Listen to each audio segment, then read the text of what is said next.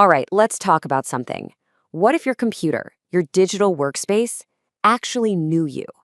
And I mean really knew you. Like it remembered every little thing about how you work, every single time you log in. That's what we're diving into today.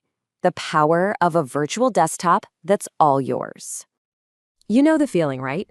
It's the start of the day, you log in, and here we go again. You got to open all your apps, find your files, tweak your settings just so. It's this whole ritual that just eats up time. But what if? What if you could just skip all that? Well, that's exactly where something called a dedicated desktop comes in. See, this isn't your average virtual desktop. The key word here is persistent. It means it's mapped one-to-one just to you. All your changes, your files, your little customizations, they stick around every single time. It's your desktop, period. Okay, here's probably the easiest way to picture this.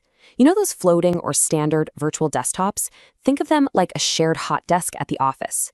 You grab whichever one's open, and when you leave, it gets wiped clean for the next person. A dedicated desktop, though? Nah.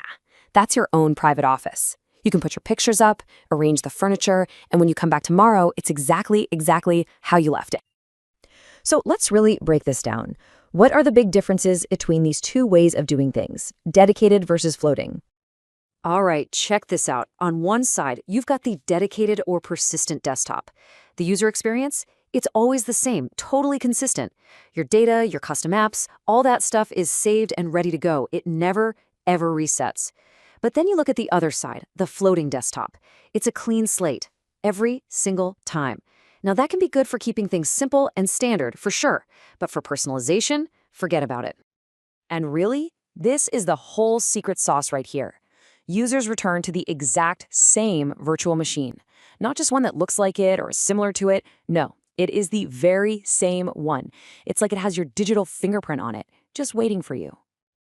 Okay, so this sounds pretty awesome, right? But let's be real. Who actually needs this level of personalization? I mean, not everyone requires their own dedicated digital office. So let's figure out who the ideal user for this kind of setup really is. This is where it's a total game changer for certain folks. We're talking about your power users, the ones with incredibly customized workflows, or developers. Imagine having to set up a complex coding environment from scratch every morning? No way. And what about people who need special, non-standard software? For them, starting fresh every day it's not going to work. It's a non-starter. So how does the magic happen? How can a virtual machine actually remember you? Well, it's not magic, it's just some really clever tech. Let's peek under the hood. So there are basically two main recipes for making this happen. First up, you've got what's called a full clone, and it's pretty much what it sounds like. They make a full, complete, independent copy of a virtual machine, and it's all yours. The other way, which is often a bit more slick, uses something called persistent disks. Now this is really smart. Picture your desktop split into two pieces.